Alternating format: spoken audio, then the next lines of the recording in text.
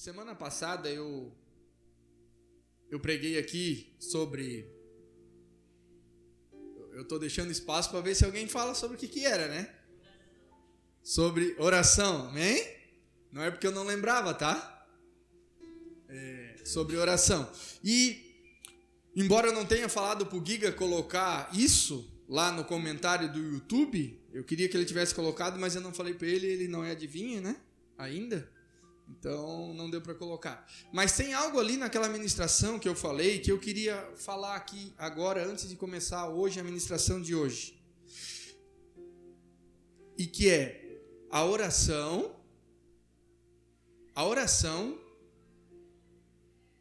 nossa oração, a nossa comunhão com o nosso Deus, transforma a nossa identidade. E isso é algo extremamente importante para a gente entender, sabe? E eu queria reforçar isso hoje. Eu estava ouvindo um pedacinho da pregação de novo, e isso é extremamente importante. Por quê? Porque a nossa oração faz com que a nossa esperança não seja mais em coisas do mundo, mas seja no nosso Deus. Isso é algo assim, extremamente importante para nós que somos cristãos. A gente entender isso. Sabe? E eu acredito que hoje, o que eu vou falar hoje aqui é um pouco mais institucional, digamos assim, sobre a nossa igreja, dentro dessa série Fundamentos, mas não menos importante. E antes de começar isso, então, eu queria reforçar isso. Essa questão da identidade, essa questão da cura. Quantas vezes... Foram inúmeras vezes que eu fui orar, fui colocar o meu coração, derramar o meu coração diante de Deus, e algo que era extremamente grande na minha vida, que estava atrapalhando, que estava tirando o meu foco, Deus parece que veio com uma agulha assim. Você já viu quando vem com uma agulha e estoura uma bexiga assim? Já viram isso? E aí Deus fez bem assim, Aquilo que estava crescendo dentro de mim, que não era bom, que era contagioso, que estava prejudicando a minha vida, Deus vem e estoura com uma agulha e aquilo simplesmente vira em nada. E aí Deus fala, isso que talvez tu achava que era muito grande, que estava te atrapalhando, eu estou te curando agora, eu estou transformando, eu estou dizendo para você um novo fundamento, um novo sentimento, e Deus foi fazendo isso. E Ele faz isso conosco, comigo, com vocês, qualquer um, porque nós temos acesso. Não podemos esquecer que quando Jesus morreu naquela cruz, o véu do templo se rasgou, e agora nós temos acesso. Não precisamos mais de sumo sacerdote. Você não precisa de mim para entrar no Santo dos Santos. Você só precisa, quem sabe, fechar a porta do seu quarto e dizer, agora eu tenho um tempo com meu Pai, né? Muito interessante isso. Vamos orar então por essa palavra aqui. Deus, em nome de Jesus, Pai, que o Senhor vai colocando no nosso coração a abertura, Senhor, para aquilo que vai ser falado hoje aqui. É extremamente necessário que a Tua igreja, que ela entenda isso, Pai. Que nós, enquanto instituição, nós temos coisas que temos que fazer, temos compromissos que temos. E em nome de Jesus, que o Senhor coloque no nosso coração alegria, que o Senhor coloque no nosso coração tudo aquilo que vem de Ti, fundamento que vem da Tua palavra, Deus. Em nome de Jesus, Pai. Que essa série de fundamentos que venha nivelar, Senhor, a nossa igreja, em termos de propósito, em termos de conhecimento, em termos daquilo que a gente quer com essa igreja, que a Tua igreja venha entender isso. E é só o Teu Espírito que pode fazer isso. Nós estamos ensinando aqui, mas é o Teu Espírito que nos convence, é o Teu Espírito que guia. Em nome de Jesus, Pai. Nós Te louvamos por isso. Em nome de Jesus, amém. Amém. Então é o seguinte... Dentro dessa série aí de fundamentos que nós estamos fazendo nesse ano de plantação da nossa igreja, então nós pregamos já sobre várias coisas, e hoje eu quero falar sobre um assunto que é um tema, digamos assim, que as pessoas usam bastante, que é mordomia cristã. Você já ouviu sobre isso? Em algum lugar você tem noção do que é isso? Não? Não? Não. Alguém já ouviu sobre isso? Já ouviu? Joel já ouviu? Né? Então tem um conceito que se chama mordomia cristã. E o que basicamente assim fala sobre esse conceito trata? Esse conceito trata de que nós temos um rei, que é Jesus, que nós vivemos num reino, que é o reino de Deus, e nós temos um rei que ele é dono de todas as coisas. Certo? Amém? Eu tenho um pai, além do meu pai aqui, né? Do meu pai aqui na terra, eu tenho um pai, um Deus soberano, que governa, cuida e é dono de todas as coisas. Esse é um princípio bíblico e esse é um princípio que nós cristãos nós temos. Amém? Nós temos então o princípio de que Deus é um Deus que governa, um Deus soberano, um Deus que cuida de todas as coisas. E esse conceito então de mordomia cristã, ele basicamente trata de que tudo que nós temos e tudo que nós somos, em termos de bens, em termos de dons, em termos de capacidade, em termos de especialidades, em termos de daquilo que a gente sabe fazer, daquilo que a gente faz, daquilo que a gente é, de que nós não somos donos disso.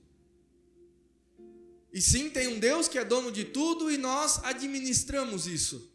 É um conceito de mordomo, um mordomo de uma casa, né? Hoje em dia, não sei se existe ainda, mas antigamente existia o mordomo. Então, quem era o mordomo? O mordomo era aquele que cuidava das coisas, era aquele que cuidava dos afazeres, ele administrava a casa ou a fazenda. Certo? Ele não era dono, mas ele cuidava como se fosse. Então, nós vemos vários conceitos bíblicos que falam sobre isso, né? Só que hoje nós vivemos num mundo extremamente, a cultura pós-moderna que a gente chama, né? Extremamente voltada para o nosso próprio eu. Que eu faço, eu aconteço, eu produzo, enfim. E aí quando a gente fala assim, não, o que você tem não é seu, né? Como se de fato não é, né? Quando chega na época de IPTU, eu vejo muita gente falando assim, né? Eu não comprei outra casa, eu não troquei de casa, mas mesmo assim o IPTU aumentou, né? E às vezes a pessoa fala, né? Eu comprei uma casa, mas a minha casa ainda não é minha, que todo ano eu tenho que pagar o IPTU, né? As pessoas reclamando disso. E de fato nós não somos dono, porque nós vamos passar, nossa vida é um sopro, nós vamos morrer um dia e tudo vai ficar aí. Mas esse conceito bíblico é um conceito, por exemplo, Salmo 24:1 fala assim: do Senhor é a terra e tudo o que nela existe, o mundo e os que nela vivem. Do Senhor é a terra e tudo o que nela existe. 1 Pedro 4:10 fala: cada um exerça o dom que recebeu para servir os outros, administrando fielmente a graça de Deus em suas múltiplas formas. Olha só que bonito esse versículo, eu vou ler de novo para você, olha só. Cada um exerça o dom que recebeu para servir os outros. Quem aí tem dom? Ninguém tem dom? Eu achei que tinha. Ninguém aqui tem dom, gente. Eu tenho dons, e vários dons. Você tem dons? Se você ainda não descobriu, você tem? Tenho certeza que você tem. Você tem facilidades em várias áreas, você tem dons. Deus preparou isso. A Bíblia fala que Deus preparou as boas obras para que nós a fizéssemos.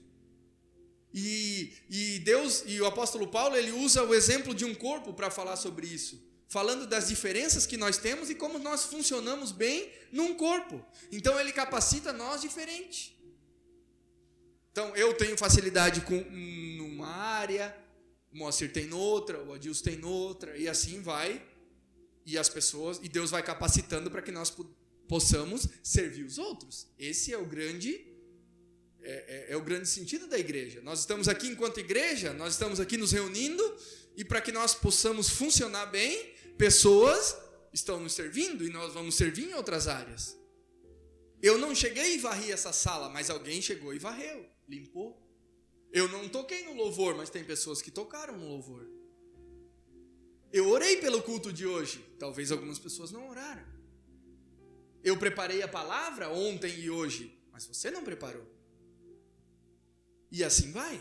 A dona Lourdes traz as flores e cuida disso. Ela serve a nossa igreja e deixa a nossa igreja mais bonita. E assim nós vamos funcionando bem para que esse lugar seja um lugar que nós estejamos confortáveis, que nós estejamos alegres. E assim nós vamos.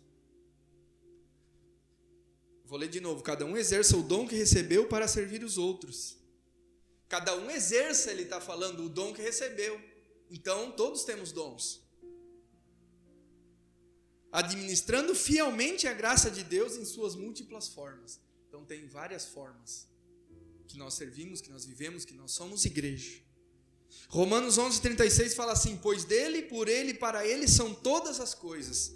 A ele seja a glória para sempre. Amém. Paulo coloca aqui em Romanos que o sentido do mundo, de todas as galáxias e de tudo que existe, é Jesus. É isso que Paulo está dizendo aqui. Então, a razão de você existir é Jesus, sabia? A razão de eu existir é Jesus. A razão de ter o Antigo Testamento, de todos os profetas, de Josué, de Caleb, de Moisés, de Abraão, de Isaac, de Jacó,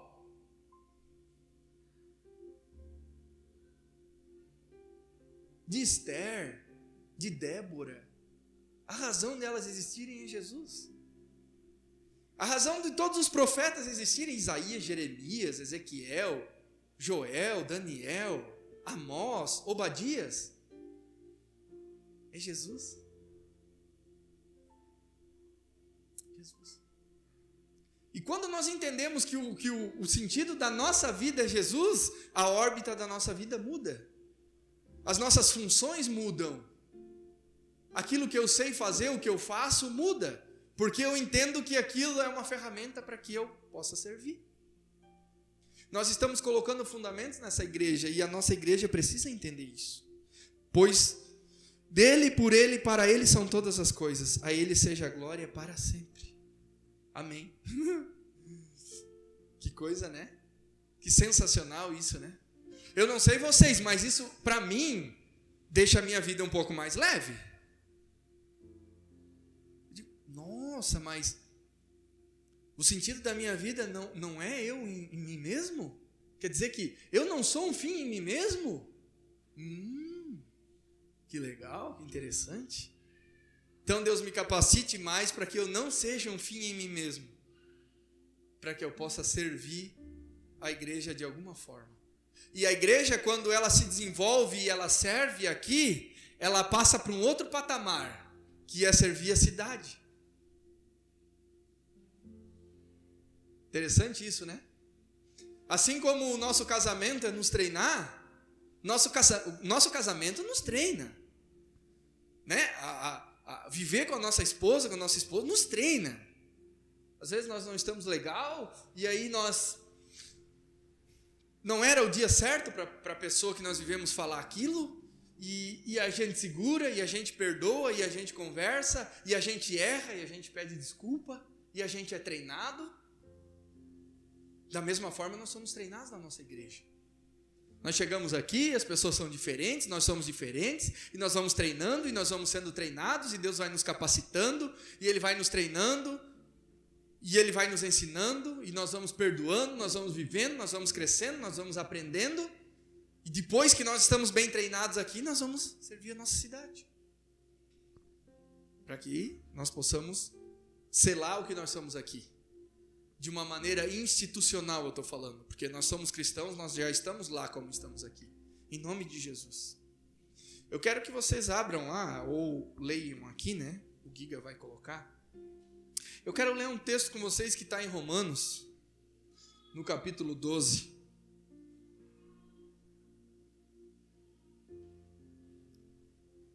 Romanos no capítulo 12.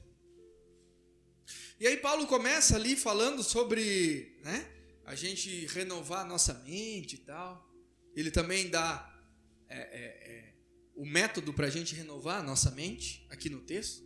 E eu quero ler com vocês Romanos, a partir do versículo 1 eu vou ler para a gente entender o contexto e do que Paulo está ensinando aqui, para que a gente chegue exatamente naquilo que eu quero falar mais profundamente hoje.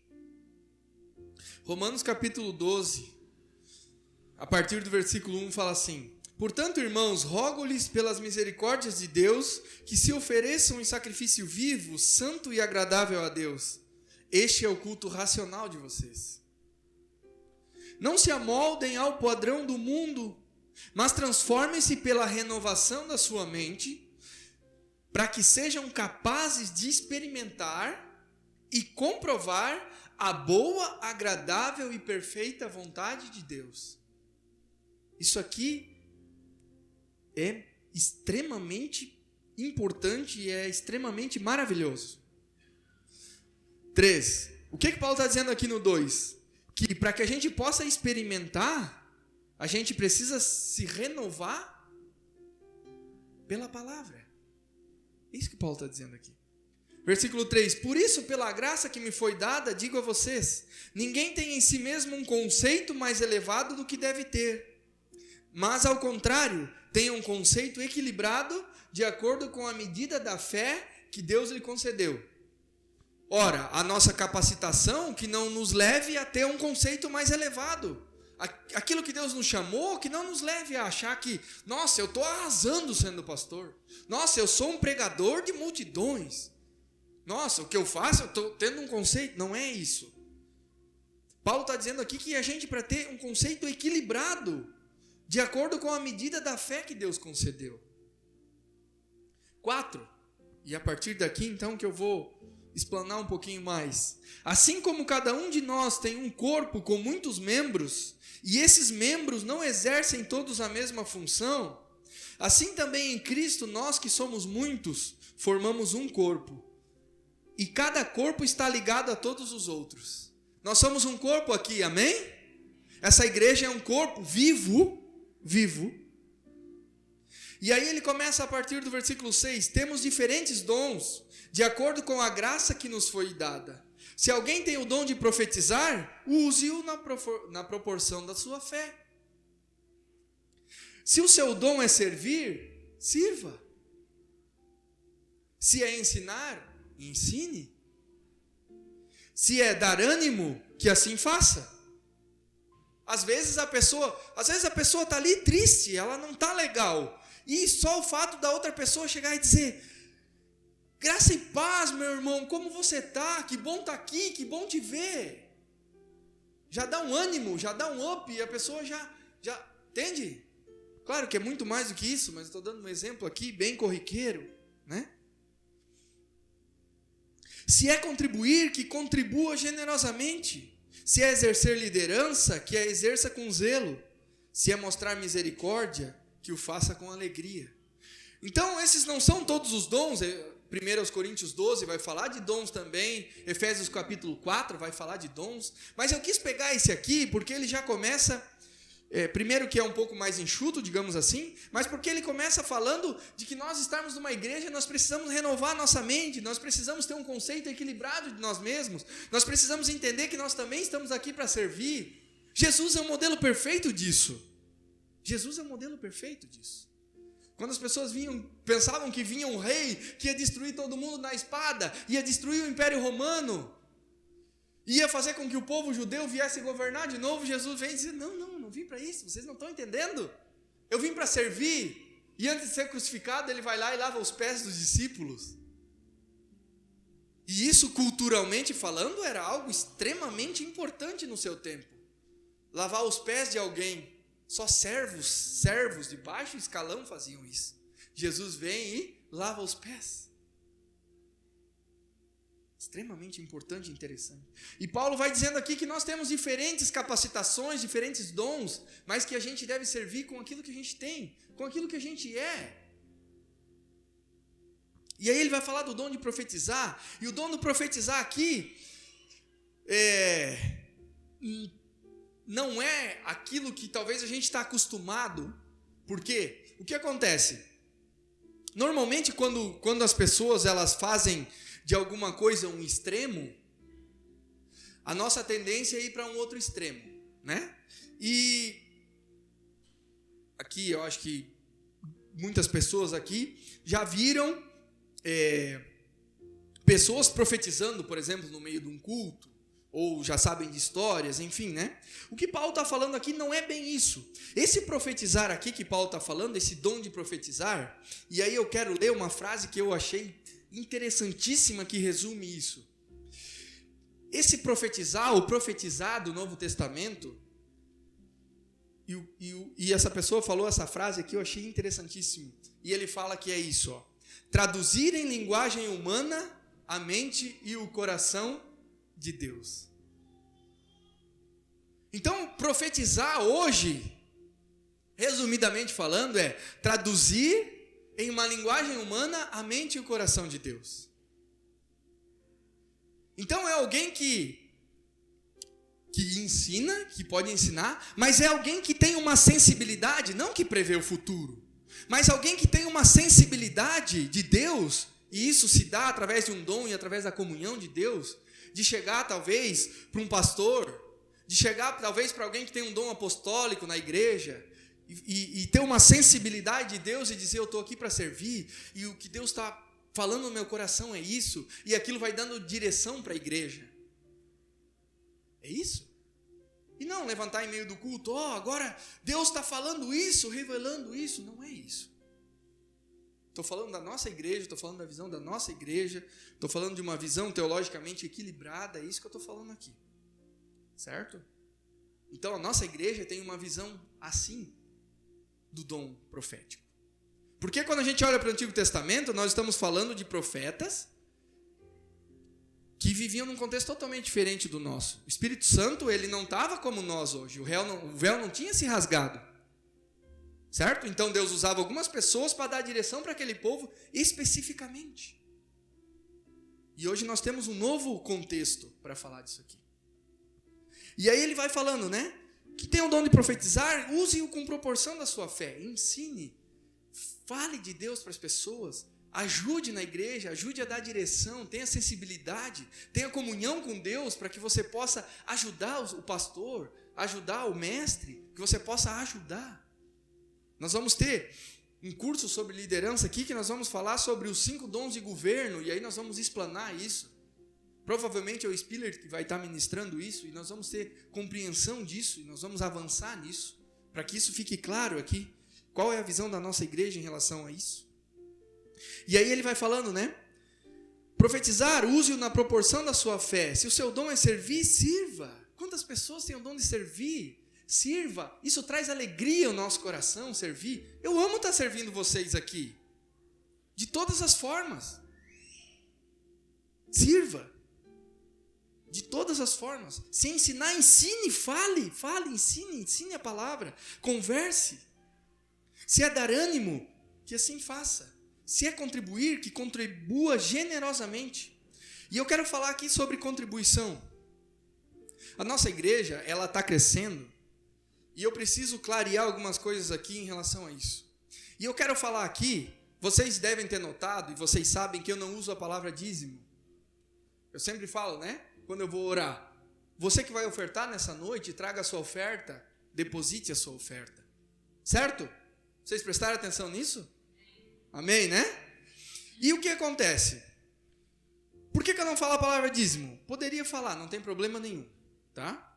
E talvez até eu comece a falar, não tem problema.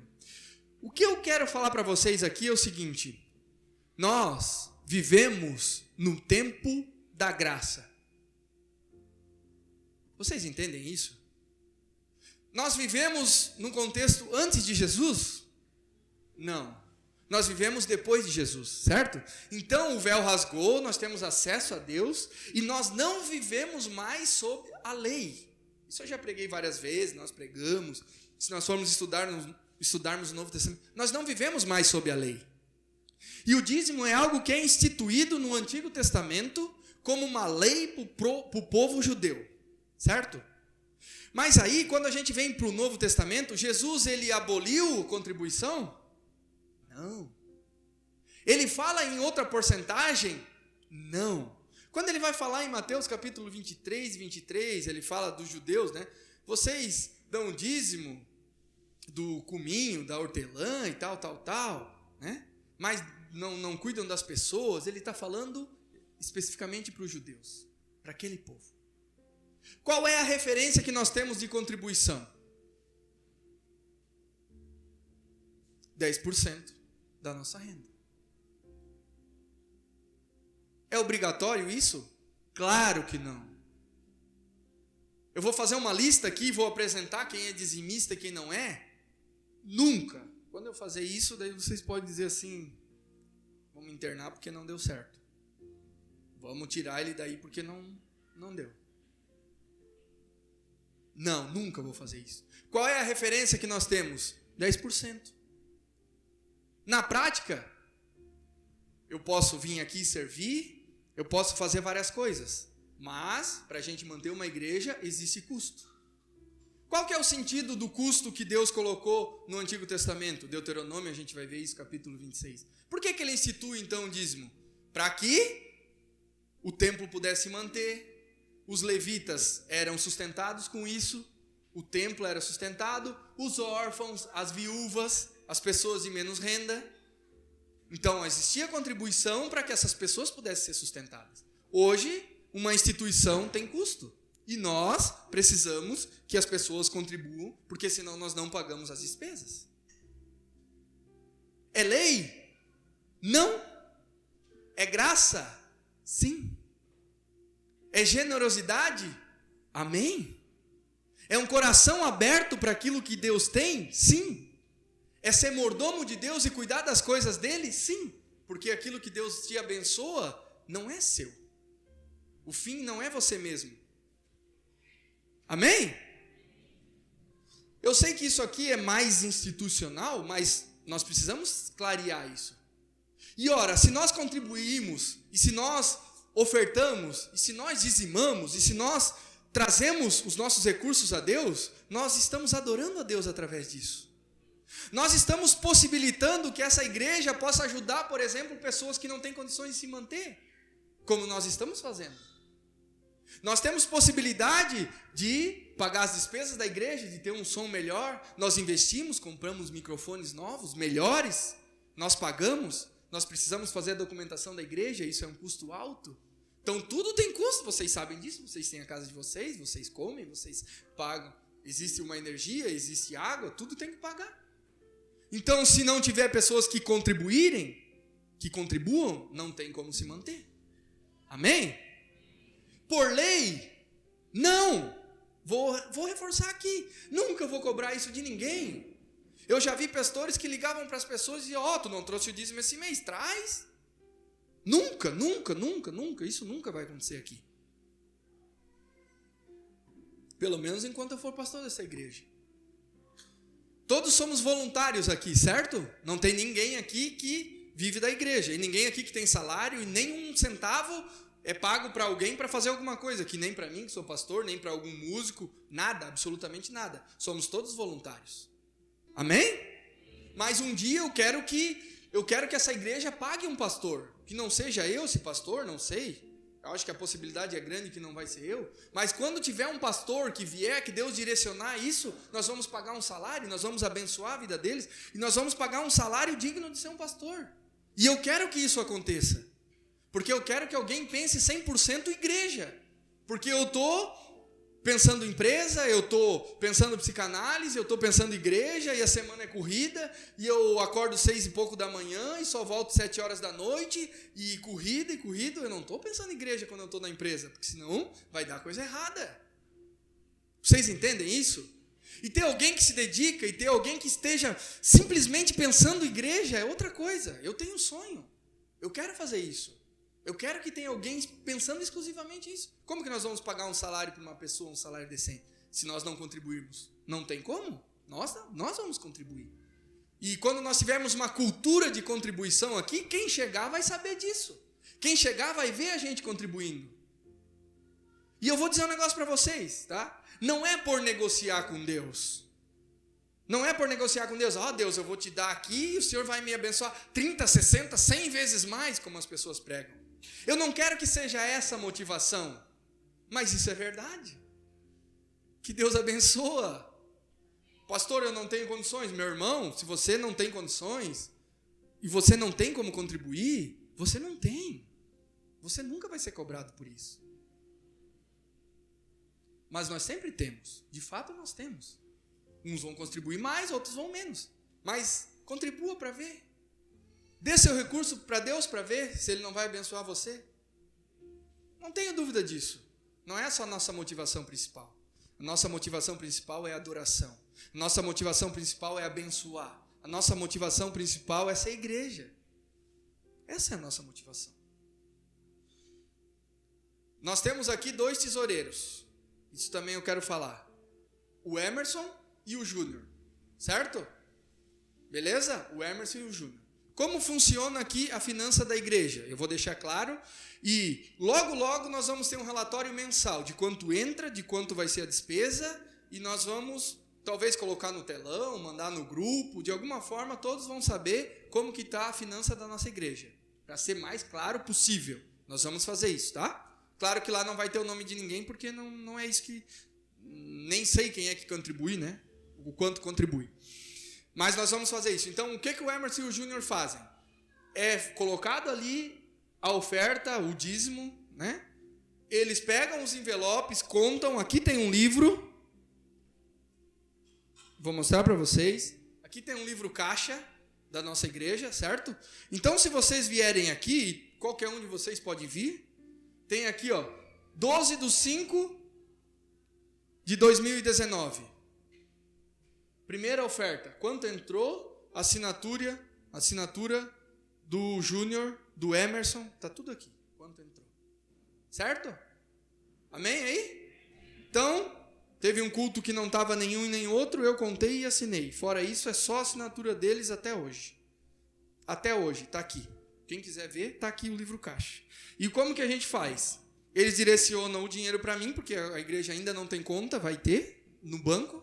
Eu pago as despesas, pego os recibos e faço um relatório mensal e cada fechamento de mês eu mando no e-mail para eles. Então, eles têm todo mês o relatório de quanto entrou, de quanto saiu, qual é a despesa, o que nós compramos, se compramos à vista, está lá, se está tudo certinho, claro. E qualquer um de vocês que quiser ver isso, eu posso imprimir isso ou mandar para vocês, está o relatório certinho. Certo? Para que isso? Para que seja mais idôneo, mais claro possível. Por quê? Porque nós não estamos lidando com dinheiro nosso. Esse dinheiro aqui é da igreja do Senhor. E ponto final. Amém? Mais claro, pode falar com eles, está tudo ali. E é isso aí. Tá? Então, conceito de mordomia cristã é: tudo que eu sou e tudo que eu tenho, eu direciono para Deus com o serviço, com o dom que Ele me deu, com a minha contribuição. Eu amo essa obra, eu amo a igreja de Jesus e eu contribuo. Se Deus me deu algo, seja um dom, sejam recursos, ou o dom de recursos que seja, e eu abençoo e eu faço isso fluir, é como um rio, a água sempre vai vir. Deus sempre vai abençoar, Deus sempre vai cuidar, Ele cuida de nós, Ele é soberano, Ele é sensacional, Ele é maravilhoso. E é isso que nós queremos fazer aqui com essa igreja. Você pode ter certeza que essa igreja aqui, crescendo, nós vamos direcionar alguém 100% integral na obra. Em nome de Jesus, nós vamos fazer isso. Nós vamos fazer isso. Porque eu sei o quanto é importante isso. Eu tenho acompanhado de perto a igreja PIB, a Igreja Batista de São Francisco. Eu tenho acompanhado como ela funciona. O pastor André tem nos ajudado. A igreja luterana não tão de perto, mas o pastor Daniel também tem nos ajudado, o Spiller. E eu tenho visto quanto faz diferença ter pessoas que pensam igreja. Lá tem pessoas direcionadas para cuidar da mídia da igreja, só para isso, claro, né?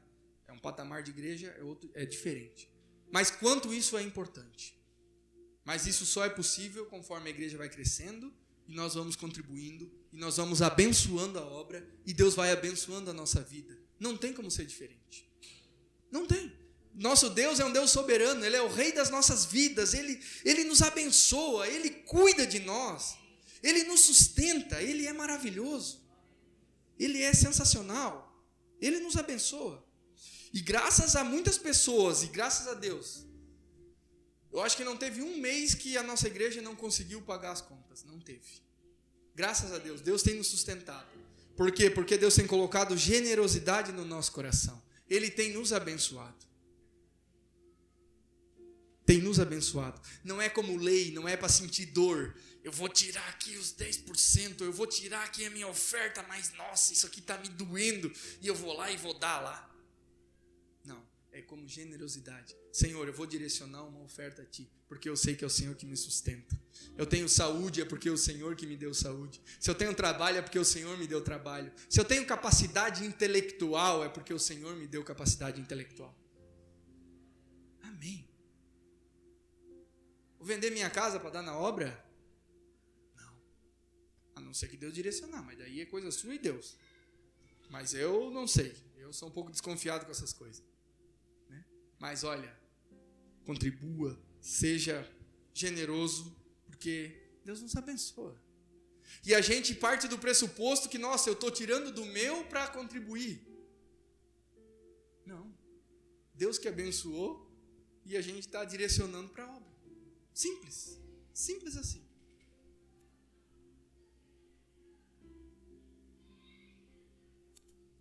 Eu escrevi uma frase aqui: Jesus ressignifica a lei. Por quê? Porque passa de ser lei e obrigação para ser generosidade e amor.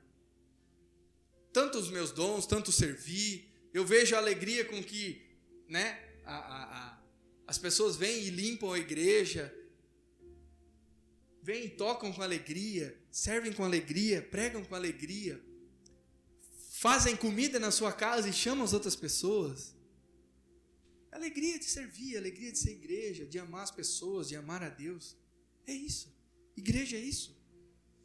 Deus nos deu um presente, que é a nossa vida e o tanto que Ele nos sustenta. Então vamos ser igreja nisso também. E hoje ainda nem vem visitante, né? Que bom, né? Falar disso, né? Quando vem visitante é mais difícil. Todo mundo de casa, todo mundo entendendo isso. Gente, eu não sei quem contribui, nem a quantidade que contribui. É você e Deus. É você e Deus. Mas nós sabemos. Você sabe, eu sei. Da minha vida e você sabe da sua. E é isso. Em nome de Jesus. Que Deus coloque no nosso coração generosidade, que esteja alicerçado na obra, que esteja alicerçado na rocha no nosso coração. Que a gente, sabe, nós compramos tantas coisas. Olha, é Deus abençoando. Pessoas generosas deram coisas. Vocês nem imaginam. É Deus fazendo isso. Em nome de Jesus. Que a gente coloque o nosso coração para isso. Eu estou sendo bem franco, bem claro com vocês aqui. Falando do livro caixa, falando das finanças, falando do nosso tesoureiro. Tudo bem claro com vocês. Para que vocês entendam que isso aqui é totalmente idôneo. Que tudo que é colocado ali, que é abençoado essa igreja, é direcionado para o fim exatamente correto. Nós temos abençoado famílias, nós temos pago as contas da igreja e ainda temos conseguido cada mêsinho ali guardar um pouquinho, porque nós temos coisas mais caras que vamos ter que comprar. Então, é Deus que está sustentando. É um privilégio para nós poder fazer parte da obra de Deus. Um privilégio. Nossa, nós contribuímos porque nós temos esse privilégio. Que maravilha isso. Amém?